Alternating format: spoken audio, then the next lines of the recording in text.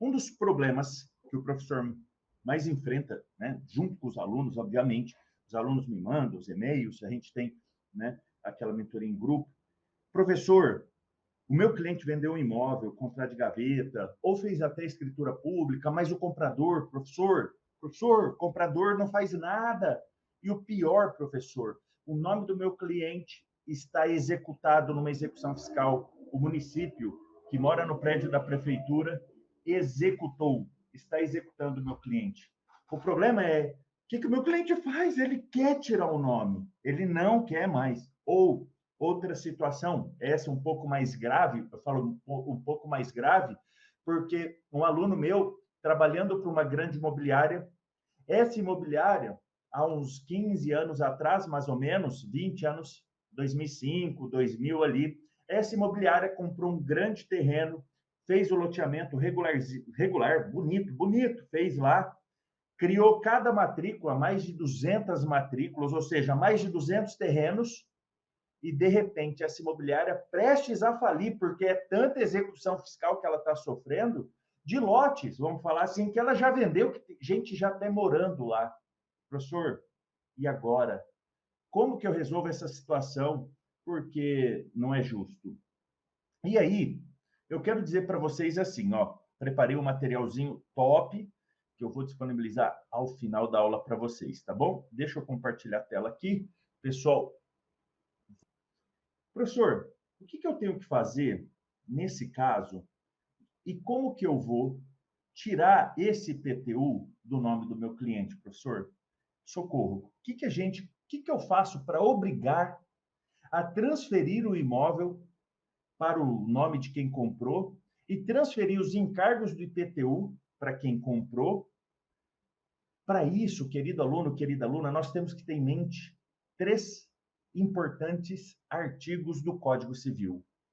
É isso daí. Não se preocupe em anotar os artigos agora, que vai estar no material para vocês. Primeira coisa que vocês têm que ter em mente é o artigo 490 do Código Civil. Salvo cláusula em contrário, ficarão as despesas de escritura e registro a cargo do comprador e a cargo do vendedor as da tradição.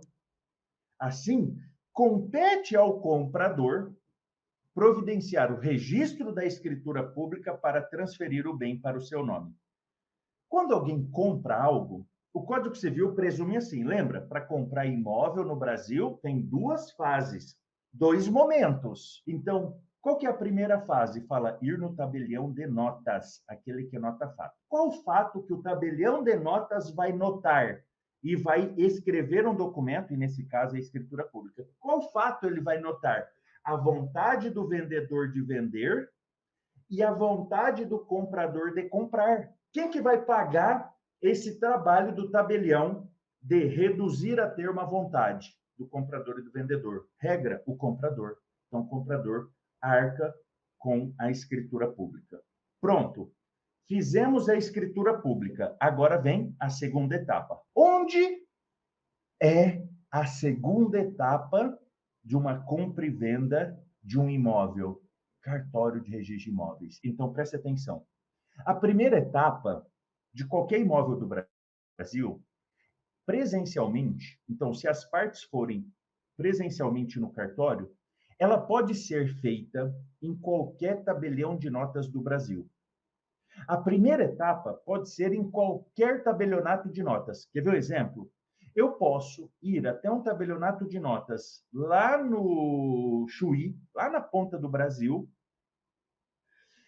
para comprar um imóvel, ou seja, lavrar uma escritura pública de um imóvel que está no Amapá, por exemplo.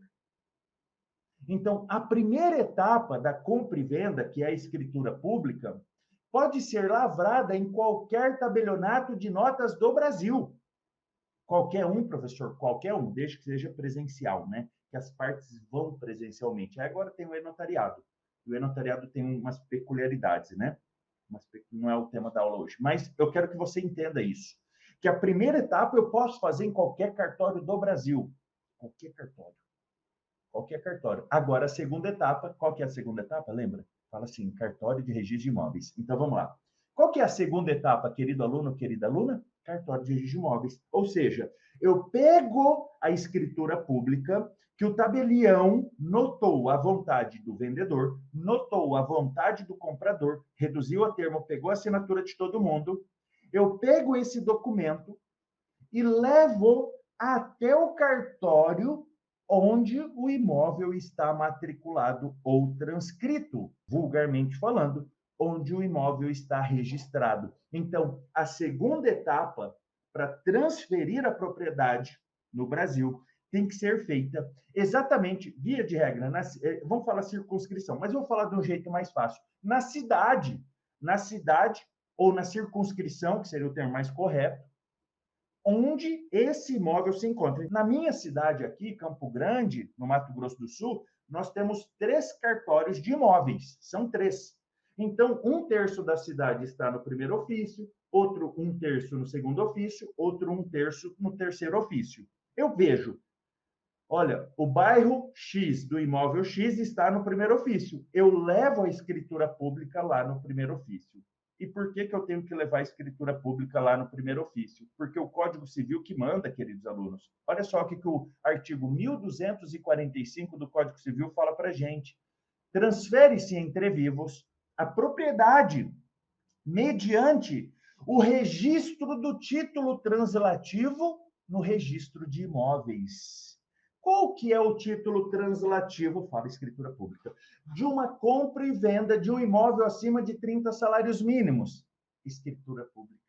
Então, eu lavro a escritura pública em qualquer cartório do Brasil, desde que as partes vão presencialmente. Aí pode ser qualquer cartório. Pego esse documento, vou até onde o imóvel está registrado, até o cartório que o imóvel está registrado.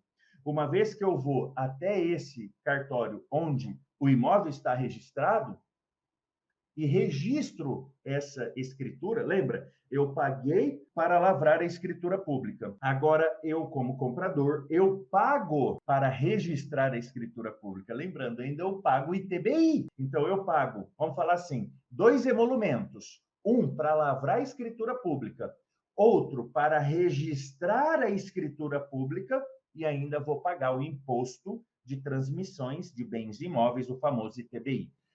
E isso está previsto no Código Civil, no artigo 1245. Lembra? As custas, no artigo 490. Os emolumentos da escritura e registro, via de regra, responsabilidade do comprador. Pronto. Dito tudo isso, eu quero mostrar para você, querido aluno, querida aluna, que o próprio Código Civil faz um alerta grave. Grave? Um alerta, professor, alerta? Veja o que o Código Civil fala para aquela pessoa, aquele cliente do seu escritório, que foi e cumpriu a primeira etapa. O cliente foi lá no cartório de registro, desculpa, foi no cartório de notas, lavrou a escritura pública. Então, o tabelião viu que o vendedor queria vender, o comprador queria comprar. Ele reduziu isso a termo num documento chamado escritura pública. Aí o comprador teve uma ideia brilhante. Ele pega aquela escritura pública, né, bonitona, bonitona, eu ia pegar um papel aqui qualquer. Ele pega uma escritura pública e fala assim, ó, e fala assim: "Ah, eu já tenho esse documento público. Eu já sou o dono do imóvel. Tá tudo bem. Para que eu vou gastar para registrar? Eu já paguei tão caro nessa escritura pública. Para que eu vou gastar de novo emolumento? Para que eu vou gastar de novo um registro? Para que eu vou pagar o ITBI agora? Deixa que lá na frente eu pago." E aí, se as pessoas soubessem que o Código Civil, no parágrafo 1º do artigo 1245, fala assim, ó: enquanto não se registrar o título translativo, escritura pública. Então, vem comigo. Enquanto não se registrar o título translativo, o alienante, o vendedor, continua a ser havido como dono do imóvel. Olha que grave. O próprio Código Civil fala, se você só fizer escritura pública e não levar para registro, quem te vendeu continua proprietário. E quando o cliente chegar no seu escritório e falar assim, eu vendi o imóvel, o cara não registra no nome dele e está vindo débito de IPTU. É porque as pessoas não sabem, né? dessa leitura do 1245, parágrafo 1º. Por isso que o município continua cobrando de quem já vendeu, porque enquanto não registrar para todos os fins de direito, aquele que vendeu continua como proprietário. Caramba, professor, quanta responsabilidade. Vocês que me acompanham há mais tempo, vocês percebem agora por que eu falo com muita tranquilidade para que as pessoas não comprem imóvel, principalmente comprador, sem contratar um advogado? Por causa disso. Por causa disso. Uma das coisas, né, importantes. Porque as pessoas não conhecem esse arcabouço jurídico que envolve uma compra e venda de imóvel. Eu não estou dizendo que a advocacia, em momento algum, vai suprir ou tem a capacidade dos respeitados corretores de imóveis. Pelo contrário, são grandes parceiros. A advocacia jamais vai intermediar com a grandeza e a capacidade dos respeitados corretores de imóveis uma compra e venda. Mas a advocacia vai fazer a análise jurídica, vai fazer análise de risco para o comprador, vai trazer essas informações. Enquanto não se registrar a escritura pública, esqueça, quem vendeu continua proprietário. Aí o cara que comprou está lá na posse do imóvel, está lá com a escritura debaixo do braço, resolve não pagar mais o IPTU. E o município vai executar quem? Quem está o nome na matrícula. Vai executar quem? O proprietário registral. Caramba, professor, isso acontece muito. Eu dei 2 exemplos mais simples para vocês. O mais grave, dei um exemplo mais simples, que é uma compra e venda entre João e José, que João continua como proprietário registral, José não registra, não transfere para si, o município vem e executa José.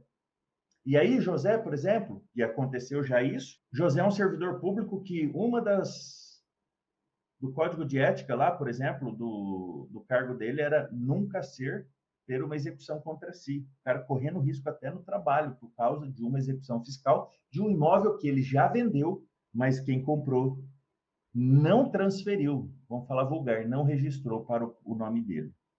Isso tudo que eu estou falando para vocês corrobora a necessidade da escritura pública. Então, as 2 fases no Brasil, que o professor falou aqui para vocês, as 2 fases. A primeira fase fala cartório de notas. A primeira fase, cartório de notas. Agora fala cartório de registro de imóveis. A segunda fase da compra e venda, cartório de registro de imóveis.